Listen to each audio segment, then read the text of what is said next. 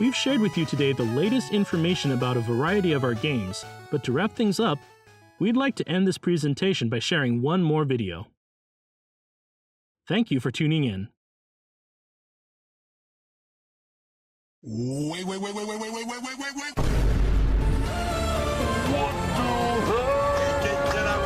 I have been a Pokemon fan for a really long time. In fact, it was one of the first franchises that I had ever played.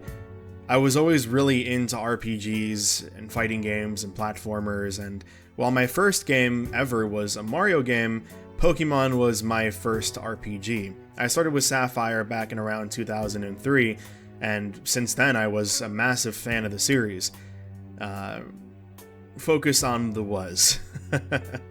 So there's a reason why I don't really make Pokemon content anymore for my main channel, and yeah, I guess let's get into it. So I was a massive fan of the series up until Pokemon Oras. That's actually my favorite Pokemon game. I absolutely loved Oras. Of course, it's a remake of my first game, so naturally I'm going to be privy to it. And then I played Sun and Moon. It was a fun experience. It wasn't a bad game, it was okay, but I noticed that at that point, the series was getting pretty formulaic, and I guess it had been for a while, but I didn't really notice it until Generation 7. Ultra Sun and Ultra Moon was actually the first Pokemon game that I didn't play through all the way. I got up to, I believe it was the surfing section, the minigame, and after I beat it, I was like, you know what, I don't think I want to play this anymore. And yeah, it was the first one that I ever put down, and it's pretty hard to get me to put down a game. I played so many different franchises, so yeah, it takes quite a bit for me to get bored of something. And then Sword and Shield happened. I was still willing to give the franchise a chance after Sun and Moon. A little bit of boredom wasn't enough to get me off the Pokemon wagon, whatever you want to call it. So I gave Sword and Shield a chance, and there's not really a lot I have to mention here. I'm sure you guys, if you're a Pokemon fan already, I'm sure you've heard a lot of the ridicule that Pokemon Sword and Shield got, and I'm sorry to say that it's deserved. It's not a very good game. Even though you're supposed to be the main character, it feels like Leon kind of takes the helm, and he's the main character of the whole story. There's not really anything interesting that goes on. The chairman is pretty obviously the villain from the start. There's a clear lack of voice acting. I won't go into everything, but it's not a great game. Let's just say that. It had I think it had some game-breaking stuff too. There was the bad graphics. It just wasn't a great package. But even so, I was like, you know what? Maybe I was in denial. I was like, you know what? This is their first mainline console Pokemon game. There was some issues in development. Let me give the next game a shot. And then Scarlet and Violet happened. And one of my key takeaways from the Scarlet experience was when I opened up my map and the game crashed. I also heard there was a data leak bug, which makes the file, your game's broken. You can't get your file back.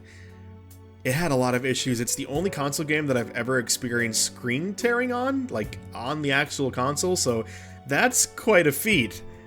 I've never seen that before. So all of this to say, there's been a severe drop in quality in the franchise. Whether it's because the coders or the programmers or whatever couldn't keep up with the transition to 3D, which honestly I think is part of the case. Maybe it's some stuff that has to do with Masuda. I don't know what the case is. We can all guess and we can all have our theories at the end of the day, but either way, there's been a massive drop in quality in the franchise. There just has. If you play the older games versus what exists now, it's just not the same. To their credit, I did also pick up Legends Arceus around the time that... When did Arceus come out? Oh yeah. Around the same time as BDSP. Oh boy. I did try Legends Arceus because I was always super interested in the Sinnoh lore and all of that, and it did look like the natural evolution of the series, which I was pretty excited to try something like that because It's what I had hoped for the series. It's what I wanted that transition to 3D to do for the series since X and Y. It was enjoyable. I don't know. There were some parts of the game that I still didn't enjoy. The boss battles were weird. Volo, was that his name? Who was the name of the guy who summoned the Giratina at the end? And he was cool. He was really sick. I like his whole reference thing to Cynthia and all that. One of the hardest fights, if not like the hardest fight in the series, not including like the Battle Tower and all of that, and the Battle Frontier. He was really cool. So there were some good parts of the game. The boss battles were pretty odd, and the graphics still weren't that great. But I mean, I don't play games for graphics, but I think it's still worth pointing out the fact that the game didn't really look that pretty, honestly. It was stylized, which is nice, but it wasn't enough to save the game not looking that fantastic. It was a good experience, but not good enough to bring back my love for the franchise, unfortunately. And after I had played Arceus, I played Scarlet, and then I just kind of... that was one of the last nails in the coffin. I say one of the last because, as you might know, there was a massive Pokemon leak last year, and there was just so much that leaked for the franchise that it's impossible to mention it all here. The day that it leaked, or rather the day that the leak came out, I was super excited to make content on it. There was a lot of stuff for beta Pokemon designs and some lore stuff, but there was also some stuff that was pretty creepy. I'm not one to shy away from adult themings in games. I play games like Persona and DMC and all that stuff. But I don't think I've read stuff that's quite as disturbing as those, I guess there were supposed to be folklore stories that one woman in the company wrote. It was probably some of the most disturbing things that I've read before. Honestly, the Slackoth one was easily the worst. I feel like people make a big deal out of Typhlosion to try and ignore the Slackoth one, because that was easily one of the worst things I've ever read in my life. So that was the final nail in the coffin. It was like, man, I can't even make content on this because I'm sure I have some younger viewers, obviously, if I'm making content on Nintendo games. I don't want to make content on this leak and then be the reason that they find those stories and just get traumatized. I don't know. I guess this is a pretty good time to mention that if you're coming off of my main channel, probably not the best channel for younger audiences because I might curse sometimes and stuff like that. Maybe there'll be some adult themes that come up. I don't know. But yeah, just want to put that thing. I probably should have said that in the announcement video. Whatever, it's out there. It's there now. But yeah, so the franchise was kind of dead to me after that. So, and then it kind of sucks because I was like a frantic maniac writing the scripts for videos about the leaks, and I was so excited to get into it. And then the whole thing about, you know,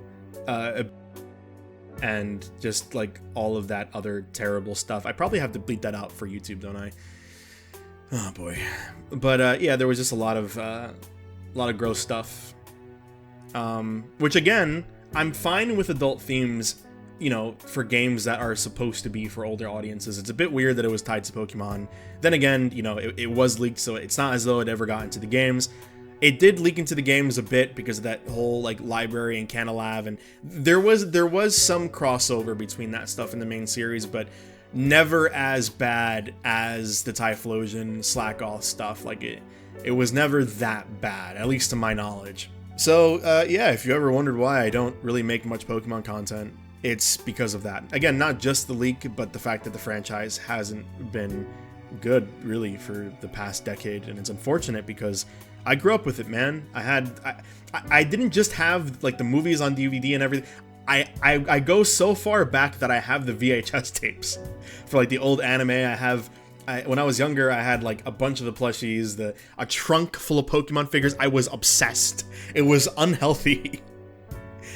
But yeah, I mean, the same reason that I'm not getting a Switch 2, I just don't feel like supporting companies that don't put love into the franchises that they make. Well, Nintendo does for Mario and Zelda, but Game Freak, yeah. I feel like Game Freak these days is mostly for profit, and that's not to say that everyone on the team is like that. I'm sure obviously there's a lot of developers and stuff like that that pour their heart and soul into the franchise, which makes it even worse that it is what it is these days, you know. Yeah. But you know, if you agree, if you disagree, let me know in the comments down below, and I'll talk to you guys later.